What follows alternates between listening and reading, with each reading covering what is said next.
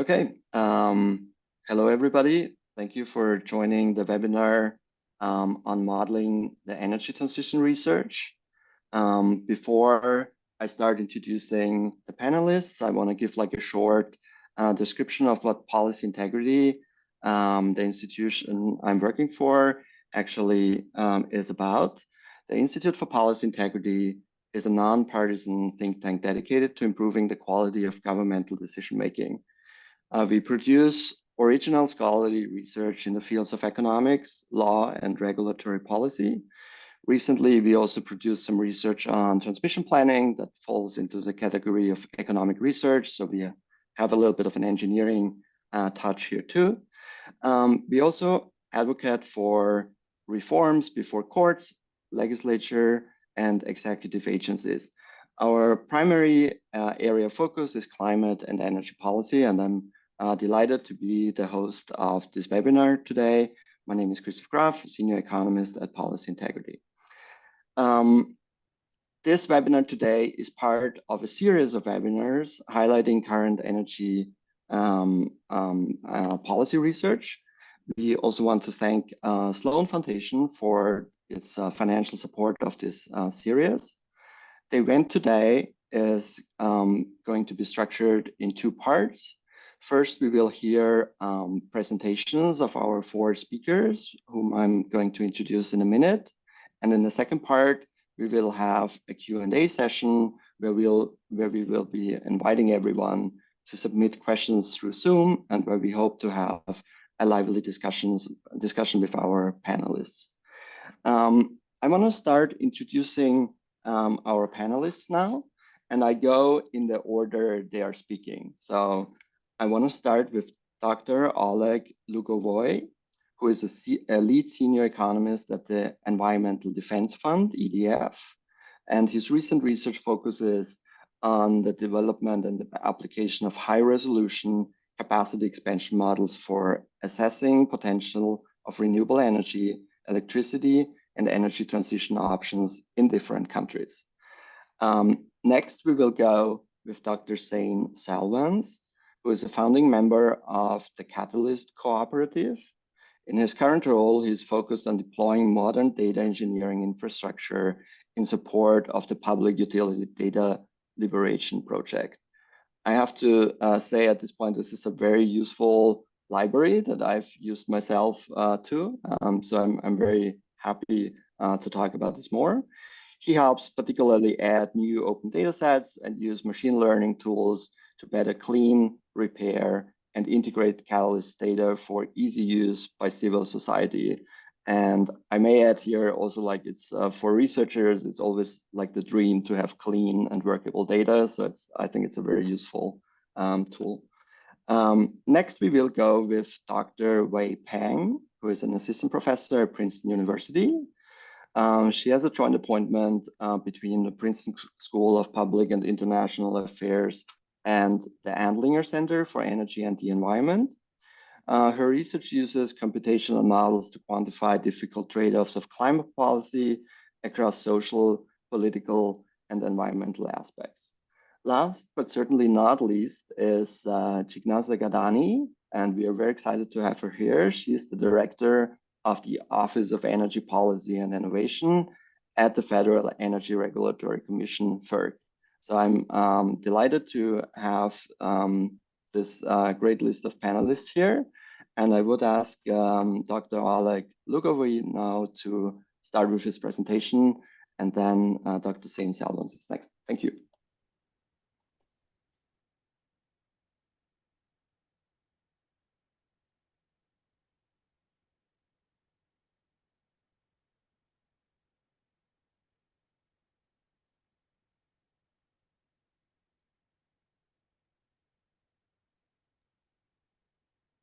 Thank you very much. Good morning, and thank you once again to Institute for Policy Integrity for the opportunity to share our ongoing research supported by Sloan. So the project I'm going to overview today is Model Intercomparison Project for the United States Electric Power Transition. We have 4 participating teams, modeling teams with 4 models. One of them is GenX by MIT and Princeton. Another one is Switch model, developed by Matthias Friep and broader team from University of Hawaii, California, Berkeley, and so on. We also have a TIMA model, initially developed by North Carolina State University, Jody Karolis, who was part of the project, but then until he took his job in Energy Information Administration. And the fourth model is UN Census, which is United States Energy System Optimization. It's developed by EDF, basically by recalibrating models from other countries, such as like China, to the United States. And Power Genome is our data platform, where it creates data flows to all the models. Also, we have advisory group.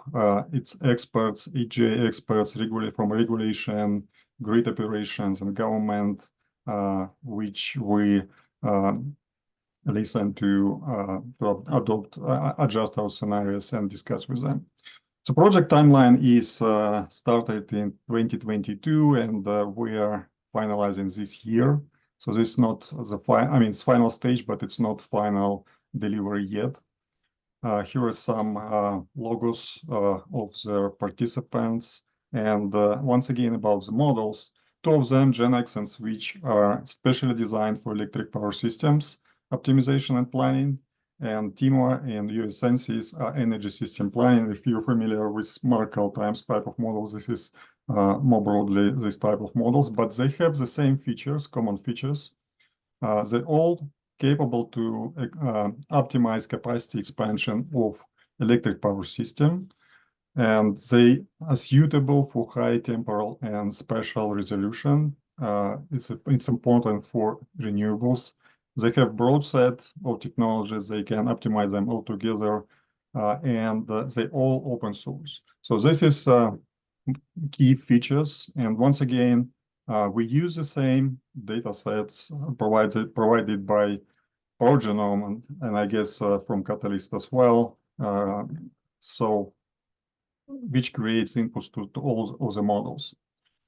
So the goal of the project is comparison. It's the focus is to compare the all models. They have the same features.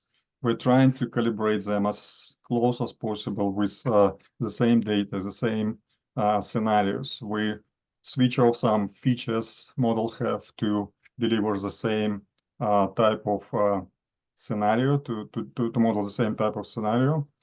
And identify conditions where the models agree or disagree, and most importantly, understand why the disagreement is happening. Is it parametric?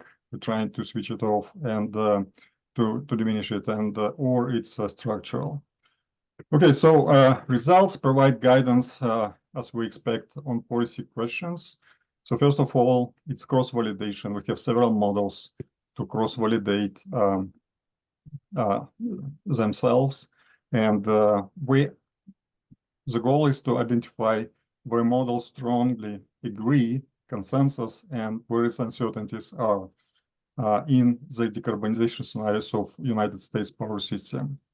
And when we consider different features, add on top of it, so there will be additional suggestions where the models are good can be implemented for each particular models. Will be such suggestions. So, and finally, as a result of the project, all the models cross-validated with the data sets connected to Power Genome will be published with open licenses, and they will be provided training materials for agencies, stakeholders, whatever, anyone who wants to reuse the models. And we expect this will create some opportunities and empower stakeholders to utilize the models for particular applications. Okay, so methodology, how we do that. So first of all is intercomparison process, which is we start with a discussion of design, design of the scenarios. Once again, we're trying to make the models as close as possible. And PowerGenome then generates inputs to the models based on the scenarios we discussed with advisory group and validated, what is most important and most interesting to compare. Then we run the models and compare results and investigate differences. And when we find some differences, we're trying to fix them. And so we basically return to the first step to revalidation, and then again we're going through the same loop until we get resolve some uncertainties and understand why is it. So for some scenarios we're still in the loop, we're still trying to understand where the model disagree, but in general we have a lot of work done to understand and to harmonize the models. So finally, we also consider alternative decarbonization strategies. It's not just one scenario. We consider strategies without CCS and with additional transmission restrictions or not. So it's the process where we try to compare different pathways. And finally, we expect that scenarios also can be rerun for these particular models with all features on, because they all have different additional features. And we expect that if there will be rerunning of scenarios with additional demand flexibility and anything else model have, so how this feature will affect results and how it will increase or decrease uncertainties in the results. Okay, the current state is we have we're comparing 26 regions settings, so it's not the only way to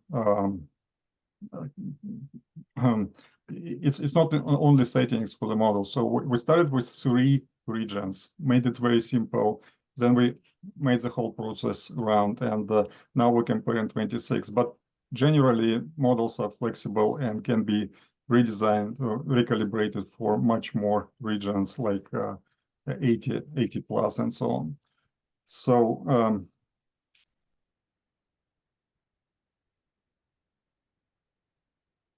so what is settings? Again, so it's 20 right now. It will be in the final results, final settings. So it will be 26 regions with around 1,500 of technologies in total, and we have 1 hour resolution, which is important, and we are running models in different with different settings. Samples. It can be 10 weeks or the full year with 8,760 hours. And we focus right now on 3 milestone periods or years: 2030, 2040, 2050. We optimize them separately, like sequentially, 2030 first, then 2040, 2050, or all together, which also provides some guidance and insights when you optimize the whole system together or separately. Are there any differences or not? Especially for strong policies like decarbonization, when you're trying to achieve zero carbon. And settings for zero carbon scenarios also different, with CCS, no CCS, with transmission restrictions, without transmission restrictions, with different carbon costs, where we're trying to have like only $50, $200, or $1,000 per CO2 per ton of CO2. And the goal again to identify differences, parametric or structural uncertainty in these several decarbonization scenarios. Okay, here is some interim insights. One of the scenario where we run the models and compare the final capacity structure. Of course, we have the same input data and we're trying to deliver the same outcome, which is how much electricity we expect in 2050. So there are some differences between how different models suggest based on minimal cost. Some models suggest more CCS, another model suggests more wind and transmission, and so on. So this is not the only solution. But if we compare costs, the results from the capacity expansion have been used to simulate operation in every of these years and estimate cost. This is done by GenX, where we run the models, take the results of capacity, and we run them with one model. So it's very so we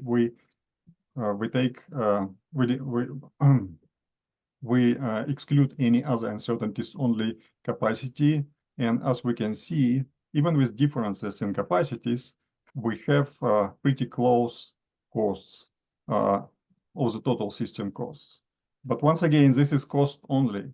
So the insight from here will be that there is not one solution for decarbonization, which is certainly clear, but the most importantly, the field of the solution is pretty flat, meaning that even so many futures of decarbonized futures are consistent with the same outcome in terms of costs, but different structure of incapacities. Okay, further steps. We complete the project this year. We publish the results, provide trainings and workshops. As experience from this project is already adopted for global application. We're trying to expand this knowledge to other countries. EDF is currently funding a pilot project and multi-country electricity transition with 7 countries, where we're using 3 models to do simply the same, to train more teams in different countries to develop their own models and compare results as well. So all of them are open source again, and potential expansion are suggested by team members and advisory groups. So we can compare results with other open source models, and more importantly, with officially used models like an REL and models used by some utilities, proprietary models. So it makes sense to compare how and where models disagree. And since the solution is so flat, it doesn't mean they're the same from different perspectives. If we add more dimensions like environmental justice, employment, pollution, and so on, we will see differences in different states of simulated electric power sector transition. This can be done by downscaling the results for the whole country to particular areas, to communities, and to get more information. Okay, thank you very much for your attention. I will be happy to take your questions later. Thank you so much, Dr. Lugovoy. It was a fascinating presentation, and I think we will have a lot to discuss later. Next, I'd ask Dr. Zane Selvans for his presentation.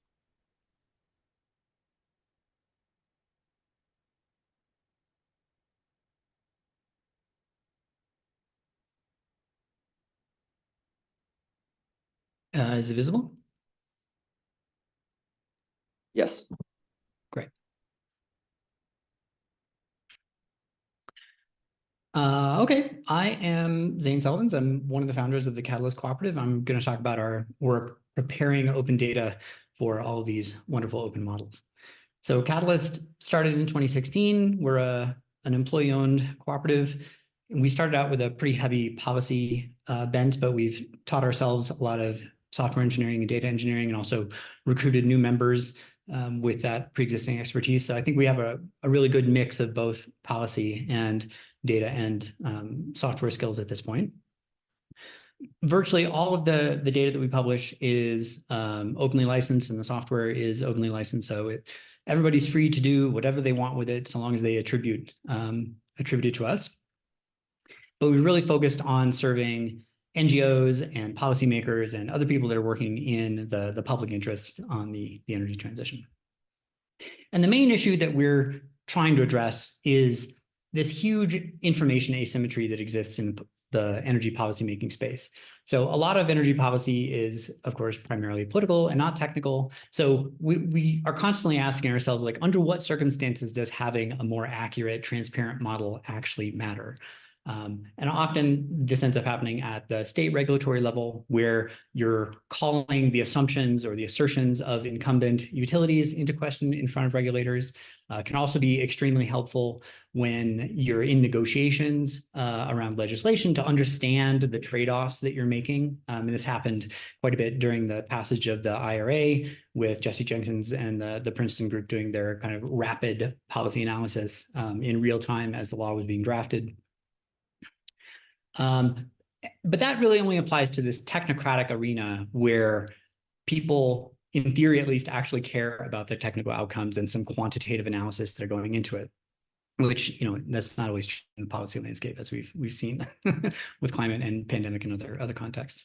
But I think there's also, in a more kind of technical quantitative way, we're entering an important time in the energy transition that Emily Grubert and Sarah Hastings-Simon have called the mid-transition, where neither the new system nor the old system can really stand on their own. And there are probably going to be interesting dynamics that we haven't seen before in that regime, that it would be really good to be able to model ahead of time and understand. And like one big example of that is what happens when you have both your energy supply and your energy demand being largely determined by weather. And that's not a situation that we've been in before, and we need to have good models that can tell us how to work with that. So we think that open systems, I think I'm preaching to the choir here, but open systems really have a lot of benefits in the public policy arena.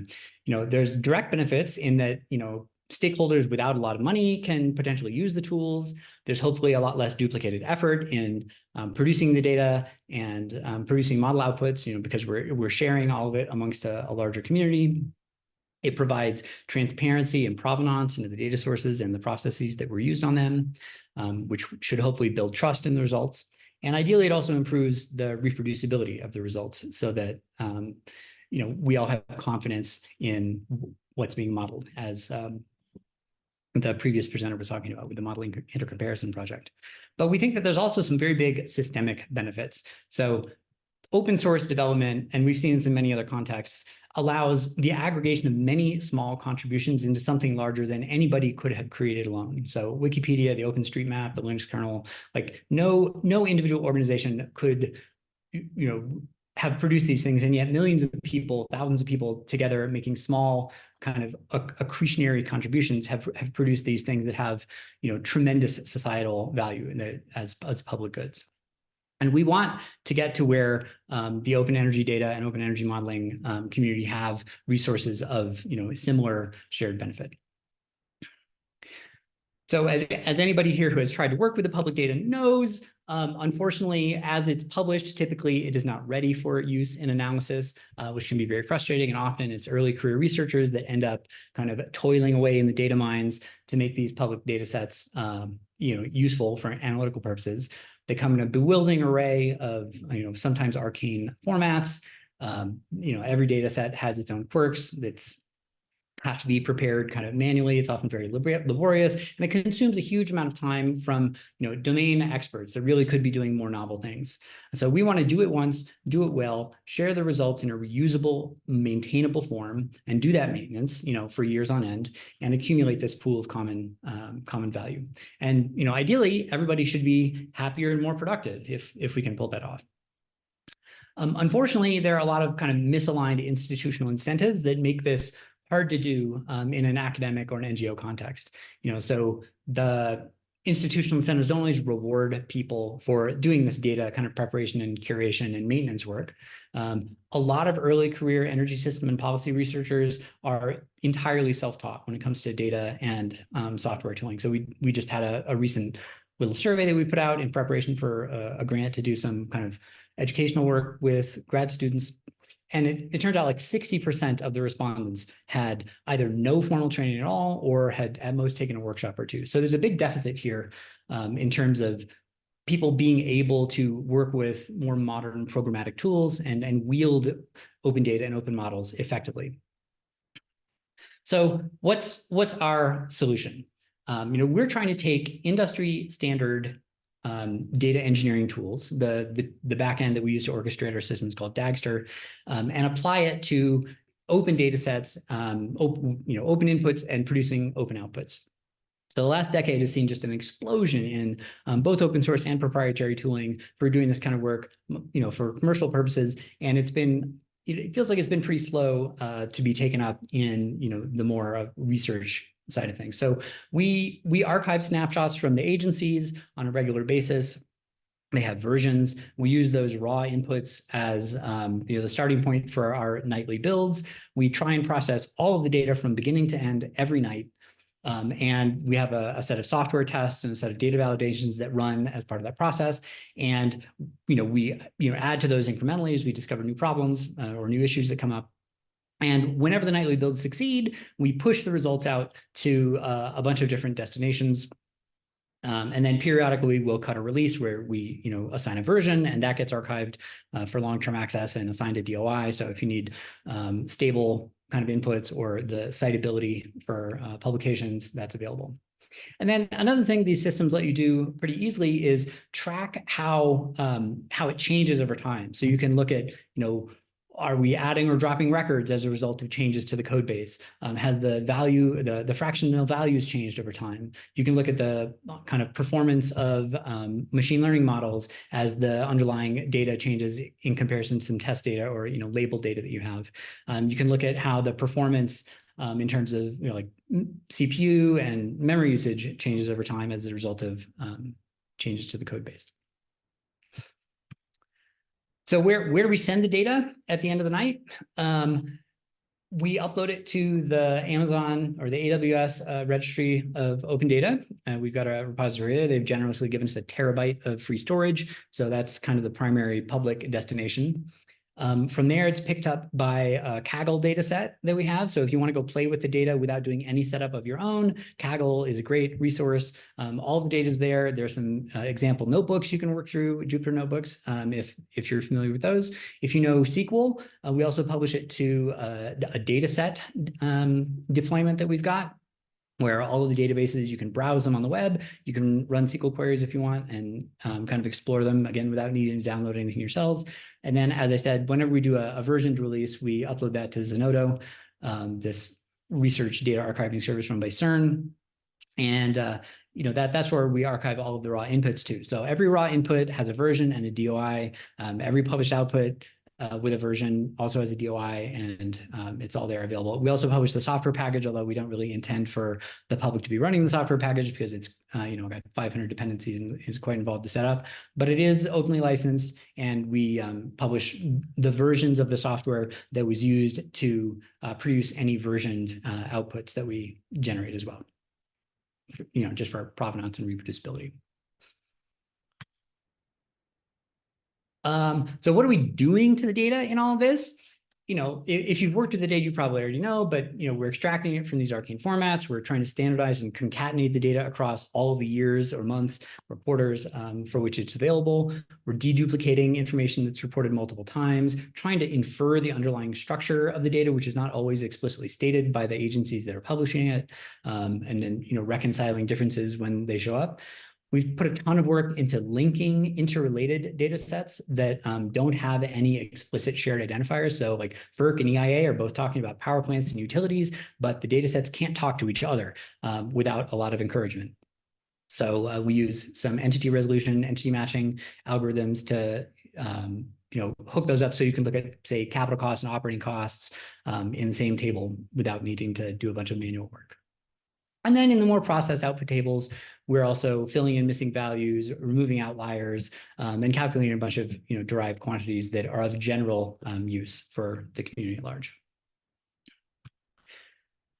And the hope, is that we'll be able to cultivate an ecosystem of users and contributors and other people that are contributing their own data cleaning or derived output routines that are going to be useful to other people. And if we can lower the barrier to contribution to this, centralized system to the point where, a grad student working on their PhD will find it just as easy to make a contribution to the shared resource as it would be for them to do the data cleaning on their own in a, more ephemeral way.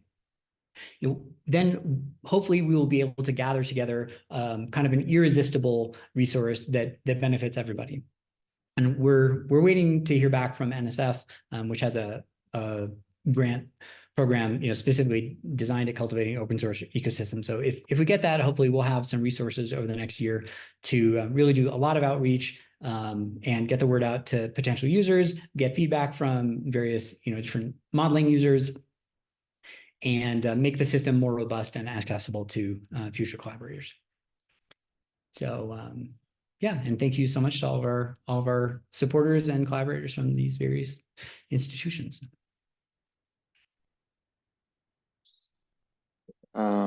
Thank you so much for this presentation, Dr. Selvans. It was excellent. Next, we have Professor Wei Peng from Princeton University. Great, thank you.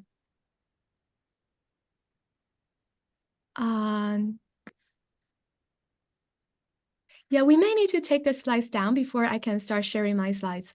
Yeah, I'm looking for. I think you stop the screen sharing. Is the There it is. There it is. Sorry. Great. No Thank worries. you.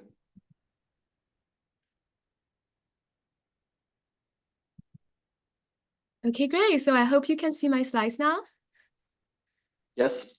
Awesome, great. So I'll use my 12 minutes to talk about modeling human-centered decarbonization pathways. So I want to start with the positive note. So models have been very useful for us to get a sense of how can we reach net zero. So we have been using models to figure out with existing policy, can we reach net zero? Usually the answer is no.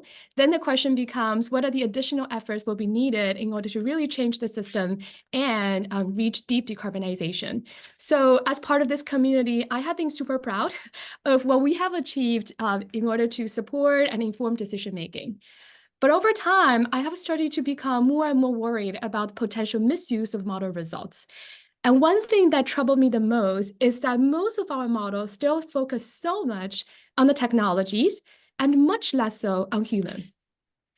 And here's one such example. This is one representative pathway from the IPCC report. It shows how we can miraculously reaching 1.5 degree by the end of the century. So as no surprisingly, we need to quickly shift away from fossil fuel. We need to scale up renewables, etc. But once we started thinking about a human, we're going to ask a very different set of questions. So for example, given how dependent we are on fossil fuel today, do we really have the policy support and the public support in order to phase down fossil fuel that quickly?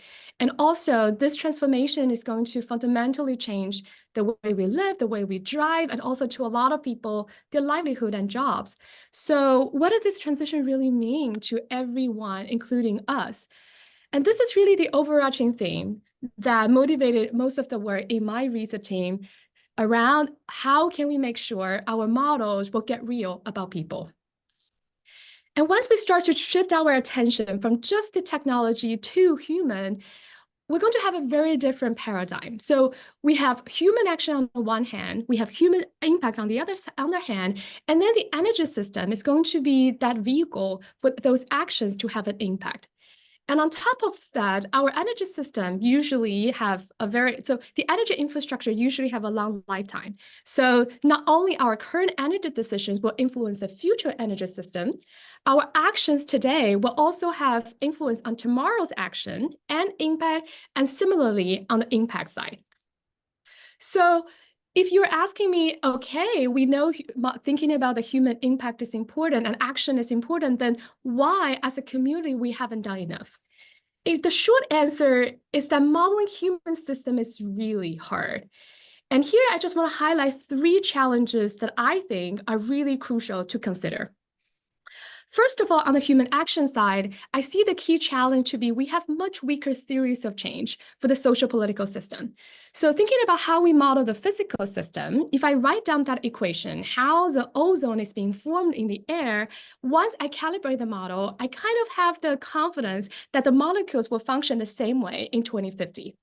But now thinking about the human system.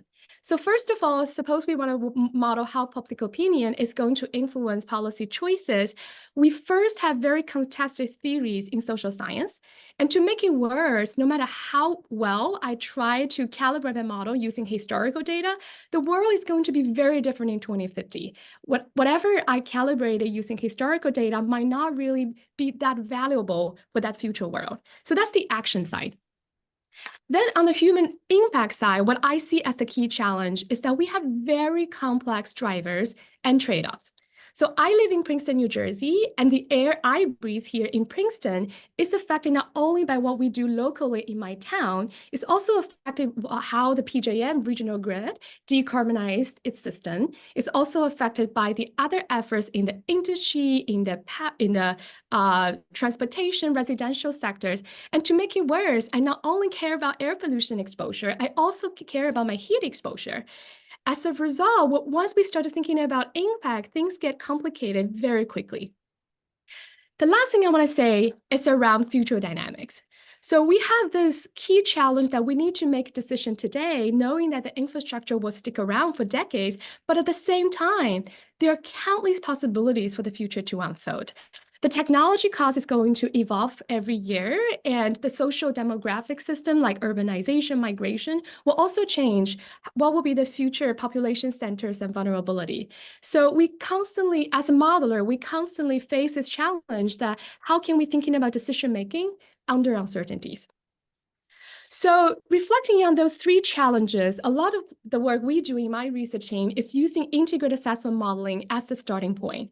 So we try to integrate human system modeling with integrated modeling so that we can try to better inform climate policy making. But I want to say that a lot of the insights and the method and algorithm we have been developing for IAM are generally applicable to power system model, sectoral model, etc. And happy to talk more about that in the Q&A. In case this is the first time you have ever heard about IAM, this is just like one slide or version of what does it do. So most of these models start with exogenous assumption about GDP, population, policy targets, etc. And they will all go into a center system where a system of systems are being modeled. So we model connections between economy, energy, land, and climate system. And coming out of that, we usually have things like economic costs, energy pathways, emissions, land use requirement, etc. So going back to the three challenges I raised earlier, I see modeling efforts that are needed to strengthen three building blocks around human action, human impact, and future dynamics. So in the next few slides, I'm going to give you one slide on each topic. But very briefly, on the human action side, we have been trying very hard with the support from the Sloan Foundation to incorporate political economy insights into models.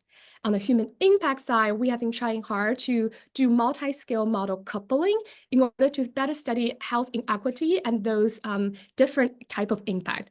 Finally, on the future dynamics, we have been doing work to use exploratory modeling with very large-scale scenario ensembles so that we can start to sample uncertainties and identify what can potentially be more robust. So as I mentioned, now I want to use just one slide for one building block. On the human action side, we have been thinking a lot about this interaction between policy action and energy system. So traditionally, a lot of the modelers have been thinking that, hey, we have an emission target or a temperature target, and let's find the most economic efficient way to achieve that. And guess what? That's going to be carbon tax, the magical policy instrument that really get implemented in the real world. So what we have been trying to think in this context is, can we add more realism into the modeling of policy instrument choices and also our choices that link to tomorrow? So we have been thinking a lot about, at present, in this country, for example, and also elsewhere, there has been a lot of focus on industrial policy with carrots to subsidize different kind of technologies. Then the question becomes, we cannot rely on carers forever. How the carers can help us lead to a future where we can potentially impose sectoral and economy-wide sticks. That kind of like climate regulation that would be needed really to achieve deep decarbonization. So the key question is when, and also how. Can we use models to really understand those questions and how different policy choices and sequences are going to have different implications on the energy system? On top of that, we have also pushing us a little bit harder with the collaboration with political scientists, thinking about how today's policy choices may influence sector, will really change the relative competitiveness across sectors and also their political influence as a result, making certain policy instrument choices more possible or less possible in the future. So this is a quick summary of some of our efforts in this area around modeling human action. Then it's about human impact. So we have been thinking a lot about human, especially the health perspective. So suppose we care a lot about exposure disparity. To a large extent, that's simply a correlation between where population is high and where the disadvantaged communities live. And if we take one step further to thinking about the health disparities, then it's not only about exposure disparity, it's also about how the baseline vulnerability may differ across different segments of population. So this is really the end problem. How should we thinking about the drivers? So on the one hand, where the population is high is going to be affected both by global and regional energy transition, because the global energy transition is going to influence the meteorological conditions, and that will really change the pollution formation and transport. On the other hand, the national, state, and local energy transition will really influence how much emissions we get in the future and where those emission activities will occur. That's one side. The other side is that once we started to thinking about the human side, where the disadvantaged populations live and what's the baseline vulnerability, we need to thinking about fine-scale social demographic trends and feed that back into our analysis of how energy transition may influence people. And that requires us to couple global and subnational integrated assessment models with global climate modeling and also regional air quality modeling, and finally with fine-scale health impact assessment. So this is a quick summary about the human impact side. Finally, about the future dynamics. So usually, traditionally, what modeling have been doing is that, hey, let's do scenario analysis to see, in this case, for example, how a carbon price is going to influence the energy system, as a result, influence air pollution and health impact. So we do in a different way because we know that there are many different possible futures, and a lot of technology and social economic uncertainties will be important in shaping that impact from a climate policy to the actual health impact and the distribution. So what we did in this analysis, as an example, is that instead of using a handful of scenarios, we actually did like more than 14,000 pairs of scenario with and without the carbon price, so that we can start to understand under what conditions we actually see robust health benefits from these policy choices, and under what circumstances we might see even co-harm occur in some of the circumstances. So just as a quick example, all those regions we highlight here in dark blue are the regions where we find robust health benefits in all those 50,000 rounds. But in comparison, if you see those regions with like dashed gray lines, those are the regions where we find that there are a subset of the scenarios, given that now we have a very large one, there are subset of scenario where we actually find potential co-harm to occur. And a lot of those has something to do with land use changes and bioenergy combustion. So with that, I want to end by saying this effort to thinking about human-centered decarbonization pathway really requires a village to think carefully about that. I want to thank my group for that, and also our founders in the end. Thank you. Thank you very much, Professor Peng. It was an excellent presentation. Before we go to our final speaker of the day, I would ask our listeners and viewers to already put questions into the Q&A, which can be found at the bottom of the Zoom screen, so that my team can already select some interesting questions for the Q&A sessions later. But now I want to go to introduce Jignasa Gadani. She is the director of the Office of Energy Policy and Innovation at FERC, the Federal Energy Regulator Commissions. The floor is yours. Thank you very much. Good morning, everyone. Just checking the time to make sure it's still morning. Good morning. I do not have slides to present, but just wanted to make some remarks. First of all, I want to thank you for the opportunity to participate on this great panel. I also wanted to share a disclaimer. I'm speaking on my own and not behalf of the commission or the commissioners, so wanted to share that. With that, I'll just do a quick background. So FERC is an independent agency that's led by a chairman and commissioners. Currently, we have 4 out of those 5 seats filled.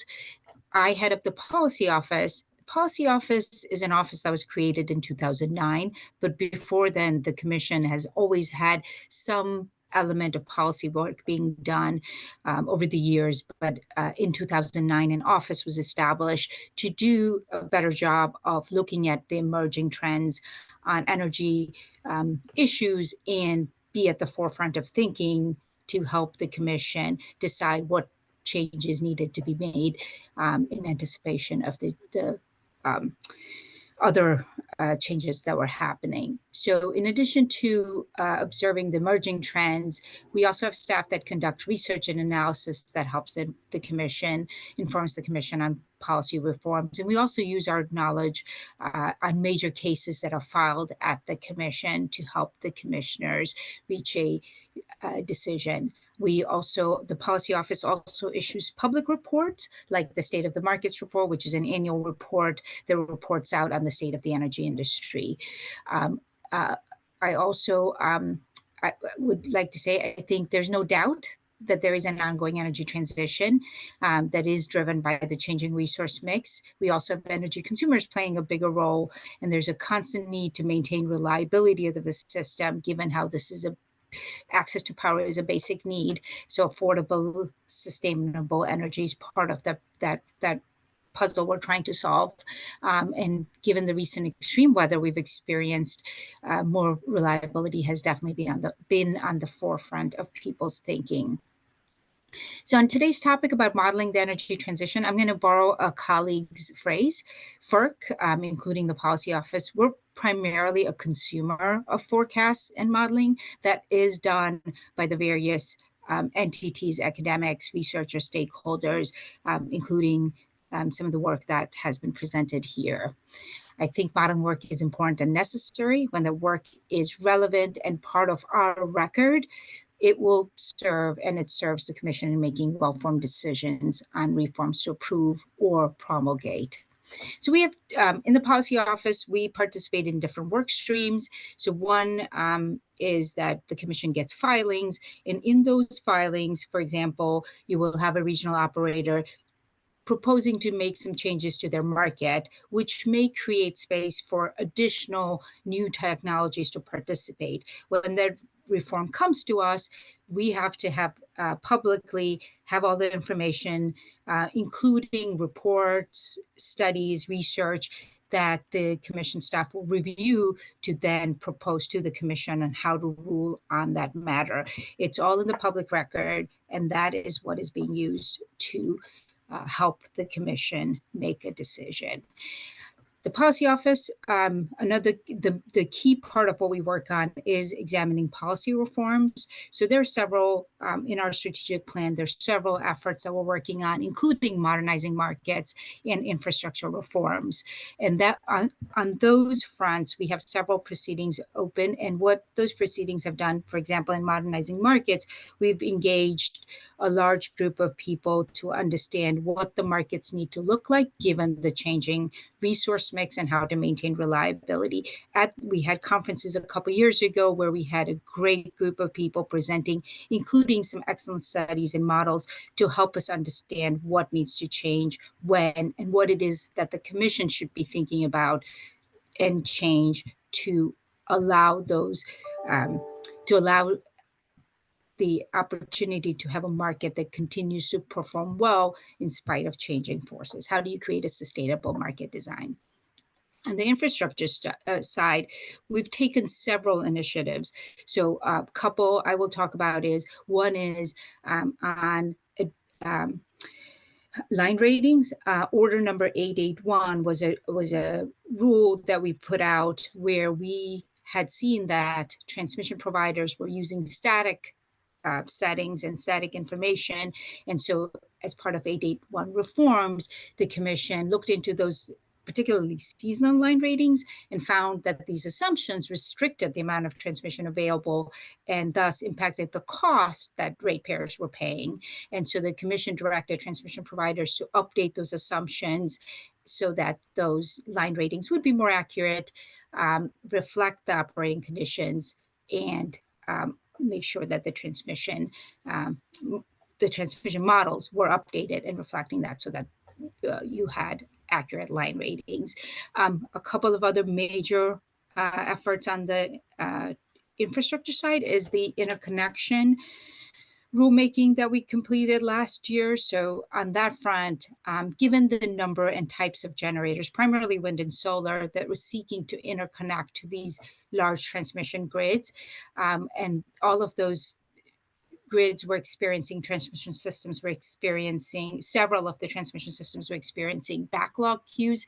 So the commission spent a fair bit of time developing a record in order to get all the relevant information, including some studies, some modeling related reporting, all of that information into the record, and then the commission used it to identify reforms that allowed the streamlining of the interconnection process so that these resources could come online more efficiently at a reasonable cost while making sure that the transmission providers had the information to plan out their system so that there would be a reliable system. We also looked at technologies like modeling for storage and inverter-based resources, because on the reliability side, additional work was needed, additional information was needed to make sure we were accounting for those changes as well. Currently, we've got pending a pretty major rulemaking that's focused on reforming the transmission planning and cost allocation existing system. The focus of those reforms are long-term planning. It is looking at what needs to be changed in those processes that are run by transmission providers to meet the changing resource mix, the changing demand, maintain reliability, as well as support public policies of the various governmental entities. The commission doesn't do the planning itself, but it does oversee the transmission providers. They're expected to establish these long-term plans, and the long-term plans are taking into account long-range forecasting of transmission needs based on projections of load growth, generation additions, retirements, and other factors. I'm happy to take some Q&A, but I will mention there's some other very interesting efforts going on, like capacity accreditation, looking at resource adequacy, and whether we should be taking a look at it differently given the changed resource mix. I know some of the presenters mentioned some of the work they've been doing that is relevant to that. Lastly, I'll just put in a plug. The Policy Office also engages in a fair bit of outreach as long as something isn't pending before us. We also read the studies out there. We enjoy learning and then using that information to then recommend it to the commission what might be worth taking an action on. We have a platform to facilitate modeling discussions. The commission has a conference each year around the June-July timeframe where we talk about a range of improvements to market and efficiencies. So I encourage you all, if anyone is interested, to keep an eye out. We usually do a notice that provides information on that conference, and it's a really good place to exchange ideas and hear from people. Again, I'll end with, I think modeling work is very important and necessary, and that work is, when it's relevant and it's part of our record, it serves to help the commission make well-informed decisions on what we should be changing or accepting. With that, I will look forward to the question and answers. Thank you very much. Thank you very much. It was an excellent overview of what FERC is doing, and I hope we will have more questions from our audience on FERC, on the important work FERC is doing. So now we are like in the stage of Q&A. So we want to open up this webinar to our listeners.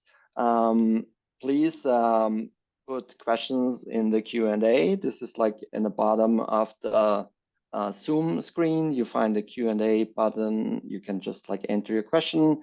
We will partially like answer them on the spot, but we also have now 20 minutes to discuss them here live. I'd ask everyone to turn on camera, which already has happened. I'm very thankful for that. And I'm starting with my first question, which goes to Jignaza Gadani on the big question from, I think, from many modelers is they want to be useful, but if you're like at a university, you have like some academic kind of standards, and then there is a gap between the academic work and the policy kind of outreach. And so I would like to ask you, what would be like the most useful thing for like future academics to like communicate with an agency like FERC? Is the work we're doing in academia sometimes too technical, or does it need something else that makes it more appealing and useful to an agency like FERC? Maybe you have some opinion on that. Yes, I will definitely try to answer that question best I can. But if you have a follow-up question, please ask. So I think I emphasized a couple of times that when we are making decisions, we are getting information from multiple entities, multiple stakeholders. We are reviewing all of that and then deciding what to do next. To the extent there are open questions, what really is helpful, at least from the policy office, is anyone wanting to study a particular topic and offer it to the commission for their consumption. One is being aware of what FERC can and cannot do is very helpful, because often I think people think we can do more and then are offering suggestions that may not be able because of our statutory limitations. So that helps. But then we have we have a great strategic plan. We also have several initiatives right now, several rulemakings that are open.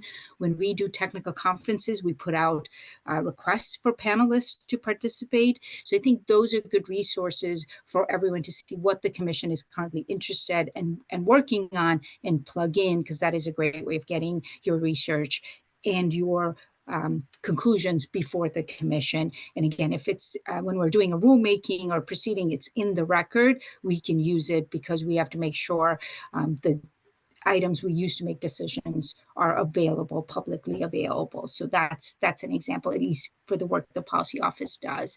So that would be my suggestion. And I also mentioned our annual software conference. That's a great place to hear and see what else everyone else is working on or thinking about. With RTOs, ISOs also attend those. They are trying to solve some of these complex problems. That's another place. And also, policy staff is interested in several topics.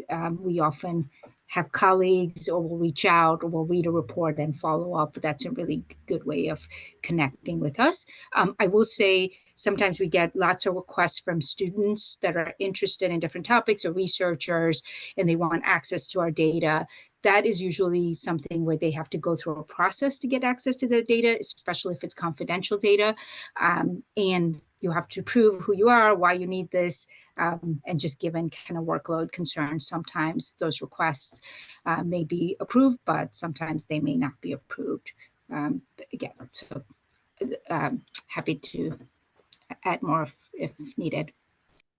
Thank you so much. This brings me actually to another point on confidential data, and then I would also like maybe involve Zane Salvans, who's like focusing very much on public data. But is there like kind of, if you had like a wish list of data that you would love to see that might not be available publicly, what would it be? And also, are you like in conversation with people at FERC, for example, to liberate some of their data in some way, or are you just focusing on like publicly available data? Do you want me to answer? I'd love to, yeah. Yeah. Yeah, we've definitely got a wish list. Transmission data, everybody wants transmission data. Like, what does a transmission system look like? There's a lot of kind of halfway solutions and no good public data set, it seems like, unfortunately. Like spatially and temporally and sectorally resolved electricity demand would be great. Renewable generation ground truth data at least hourly resolution with coincident weather observations would be huge. And I think that this is data that FERC does have on the backside in a proprietary form. It would be wonderful if that were made available as a public resource for planning purposes. And it's probably contrary to the private interests of any individual renewable energy developer, but could be great for the renewable energy sector as a whole to have that. And for producing downscaled weather data that's useful for long-term weather-dependent energy system planning. There's also millions of pages of PDFs locked up in state regulatory filings and federal filings, which like almost nobody has the resources to really digest. And some of the LLM work that's happening right now to kind of digest and regurgitate summaries from large text corpuses.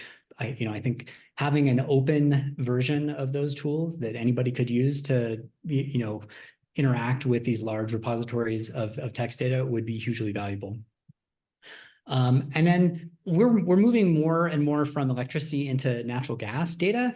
And the FERC Form 1, while it's very challenging to extract any useful structured data from, it does have a lot of really valuable financial information about the utilities and their operations and their assets and their costs. It would be great if there was similar data for the natural gas distribution utilities. And the FERC Form 2 is kind of like that, but it's only for the interstate transmission companies, which FERC has jurisdiction over. So there's a big gap in understanding like what kinds of investments, capital investments are being made by local gas distribution utilities, and how could we maybe redirect those investments to other less carbon intensive possibilities. And yeah, we've had maybe a friendly adversarial relationship with the FERC datasets up until now, and the transition to XBRL publishing has been very challenging, and we've built a lot of infrastructure to pull all that data out. So we republish all of FERC's XBRL data as SQLite databases that are a little bit more accessible for bulk analytical use. But yeah, we would love to have a closer relationship with FERC. Jignasa, I don't want to put you on the spot, and I don't know if you want or can answer, but if you would want, then I'd appreciate any comment you may have.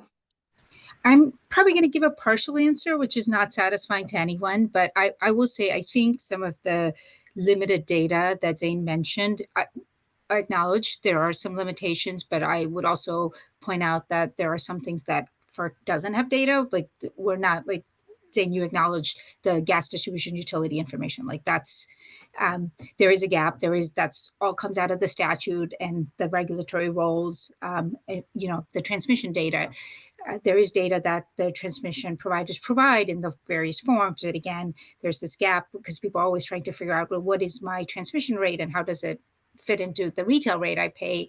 And a lot of the retail information is with the states. So I think I don't have a way to close that gap, but I think all of the form data that is collected is available. I know there are private entities that glean that information and produce reports or are used by entities, but I know that to the extent there are collaborations that can be pursued. Happy to talk, but I will say sometimes for the commission, we've got our work and our expertise. Data is not something that we're experts on. We also have to manage confidentiality and all of those aspects to it. So to the extent we have to run through those hoops, that will continue to be challenging. Thank you so much. I got another question for Professor Wei Peng. You were like talking a lot about like challenging uncertainties to model, like future dynamics and all that. The thing is, but like the way I think about this, these uncertainties is if you start thinking about uncertainties, especially like in a 20, 30, 50, 80 years horizon, there could be like a lot, right? So, I mean, you could really like go down the rabbit hole and like think about, oh, what is, a war breaks out, this, that. How are you like approaching that? What is your like your strategy to like distill like the most important uncertainties, and what are kind of the limits? Because we always like have like historical data, but future data that will be generated, or data that will be generated in the future based on decisions that we make today. This is kind of just like a hard problem, right? So I would just like be curious how you think about that. Yeah, that's a great question. And I think you're asking the question not only about like mechanically, how can we treat it? I think it's more about we really need a different philosophy in terms of why we want to use the models, and also how we want to use the models for. So in my view, if you're thinking about the traditional capacity expansion model or the dispatch model in particular, they're really tackling a different type of question. It's really about, hey, we have the existing infrastructure. How can we use it more efficiently to solve the problem tomorrow or a year from now? Or given the infrastructure we have, what should we be thinking about the next thing to do in the next decade also? But now, I think a lot of our questions have a very different time horizon. 2050 is already like short term, or near term, if you're thinking about the IPCC language. If you're thinking about 2100, like nobody knows what that world is going to be like. So in my view, I don't think we can build a model that will have the magic to predict the power, to predict the future. That's also not a goal.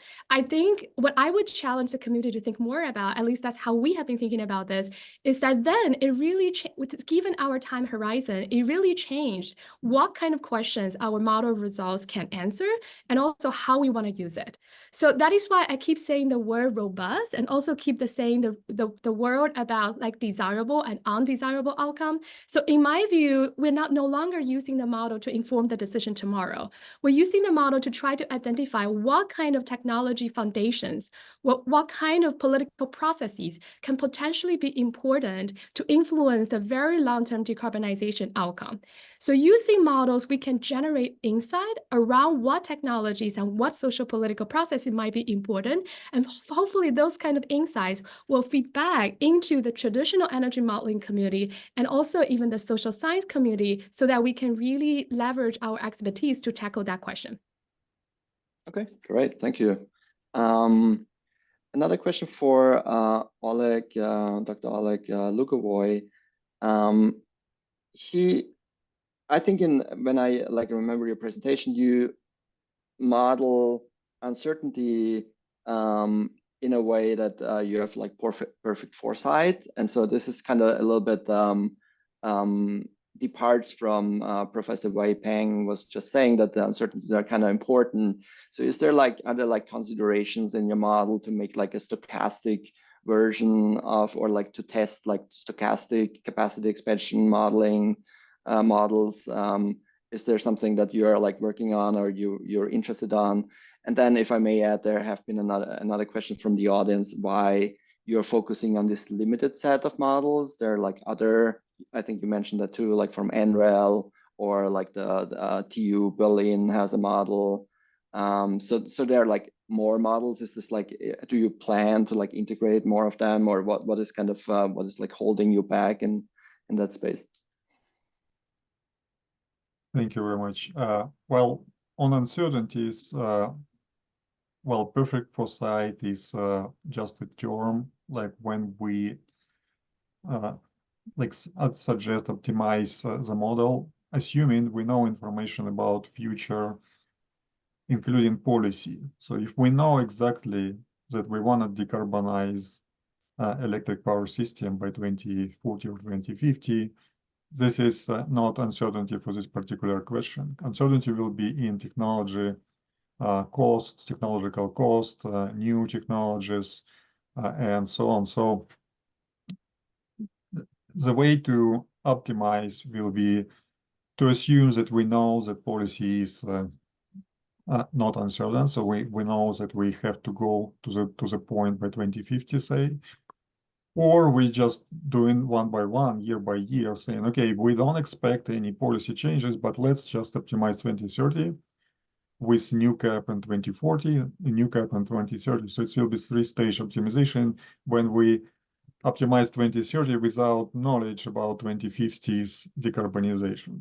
So in this case, it can be a lot of stranded assets. So model will have to build some capacities, and it will be like early retirement of the same capacity in 2040 or 2050. This is what we call perfect foresight, but of course there is a lot of uncertainties. But how we approach it? Well, you run not one scenario, but hopefully 100 or more scenarios, and you can see how this uncertainty affects your decisions for particular set of scenarios. So like you can assume that batteries cost will be high or low, that renewables will be available, costs will be available or not available, and so on and so on and so on. So you can see where the uncertainty is most important for your decision right now, and then you can do 2-stage optimization. We are not doing it for this project, but there are some techniques which can be integrated or can be done on top of that. So the second was regarding the more models. Yeah, we expected NREL to join us. It was a discussion, but they had some changes and stuff, and so in this particular time they couldn't do it. But hopefully we will compare with REITs as well, because it's important. Of course, I understand this importancy. And for pipes, we have this team in our other project, which is multi-country electricity transition. We have 3 models also, and they provide a lot of inputs there, including data they collect around the world using machine learning techniques and so on. So like initial starting data sets. But yeah, by the time when we applied, and so resources were limited, and we didn't know if anyone has pipes for the US. If they do, we can also invite them and yeah, compare. Thank you. Thanks so much. If I may add another quick question I received. So in this capacity expansion models you're working on, the idea is to cost minimize, and then there's it could be seen as the perfect competitive market solution. How are you thinking about imperfect competition? And this is maybe the area of FERC to look at those kind of things. But the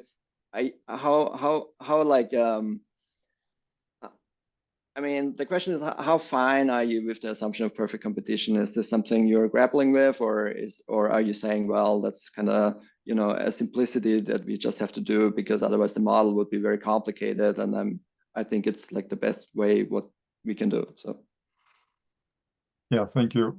Well, we call this type of model economic technological model. So it's the more technological. So we try to answer a question if we can physically deliver this point. So economics, we solve in perfect competition. This have to be resolved on the second stage. If we assume in perfect competition and anything else from the beginning, we will have, okay, there is no solution, or the solution is very expensive and so on.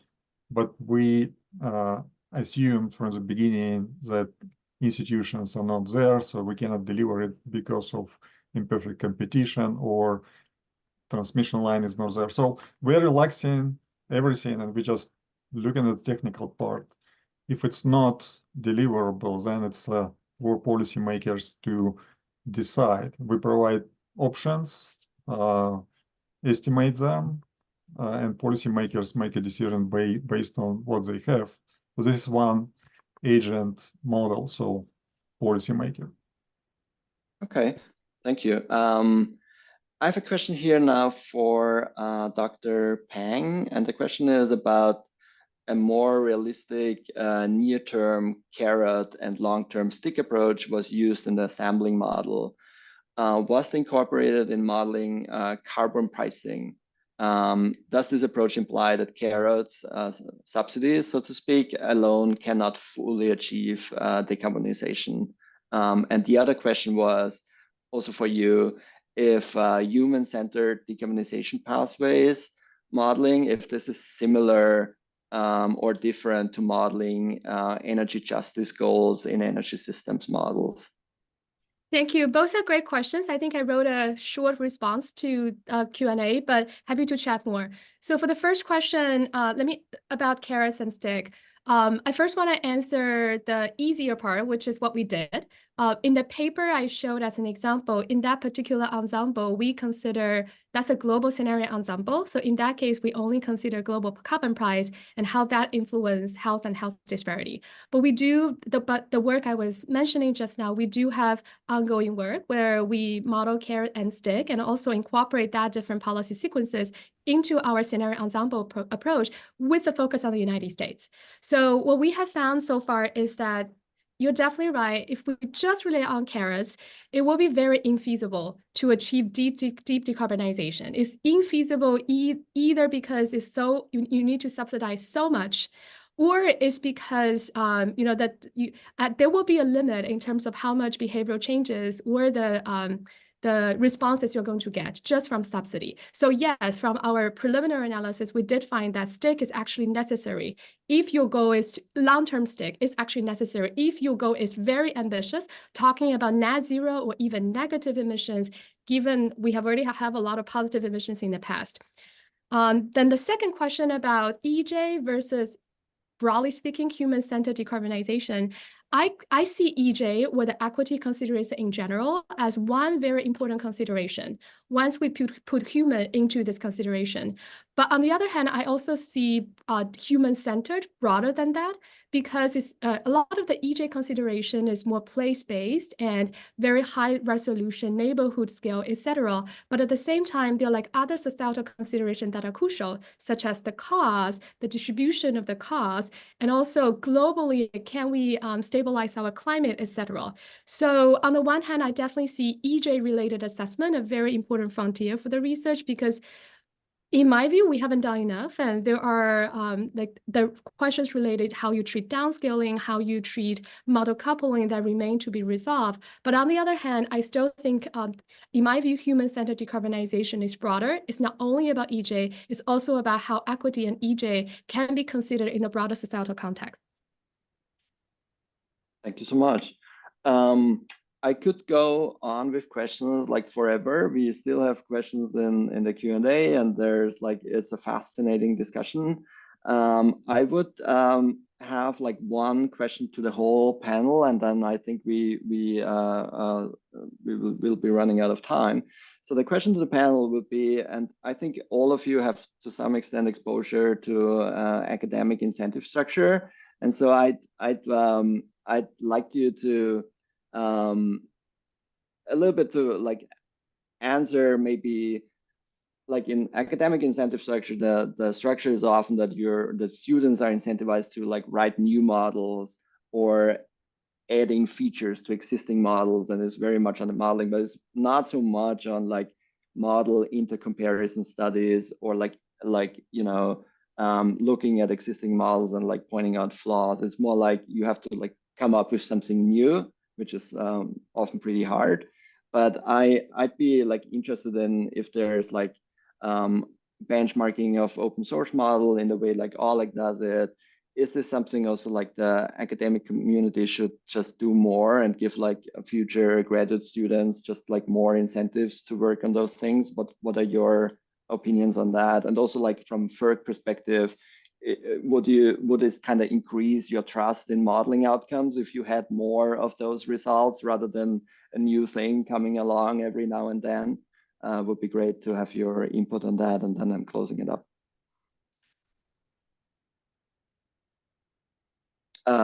Professor Wei-Peng, would you want to start?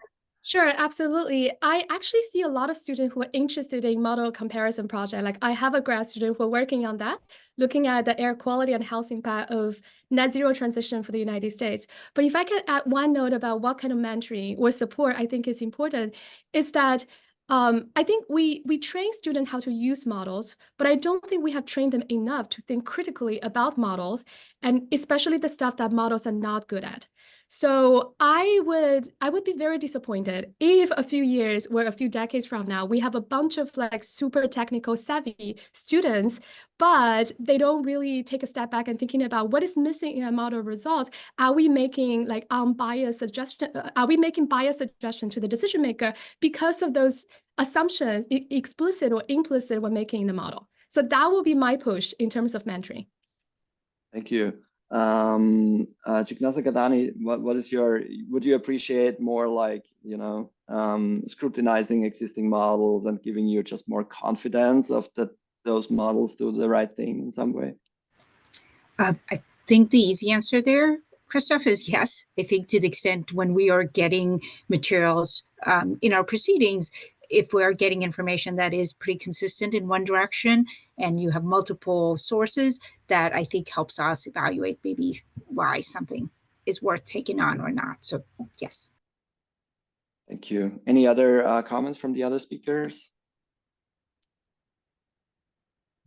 Yeah, maintenance Same. in general. I mean, like with infrastructure, but also with our, digital infrastructure, it's hugely necessary. I mean, a ton of what we do is just like every year or every quarter, pull down the new data, deal with the new quirks, get it into the pipeline. And that kind of vitally necessary work, is almost invisible, I think, in a lot of academic contexts.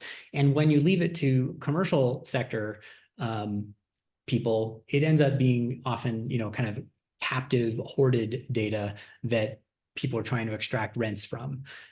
So somehow we have to find a way to provide, either academic incentives, economic incentives, get people interested in maintaining our shared kind of common infrastructural resources in the modeling and data space.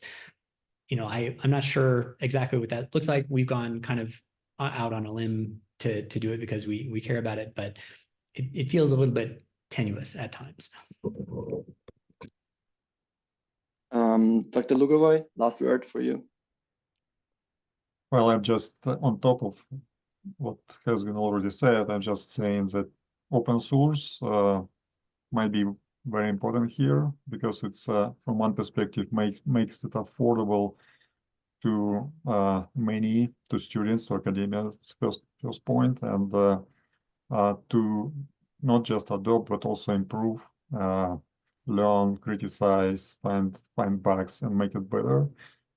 So yeah, and it's community driven. So if the topic is hot and you need to provide answers, open source can be, and community can just create a lot of efforts here and share and so on. So for academia, it's important to have such options. So hopefully we will contribute a little bit here. Well, I want to thank you for this excellent webinar. It was a pleasure. I also want to thank again Sloan Foundation for sponsoring this webinar series. And I wish you all a nice rest of your day. And thank you very much for joining.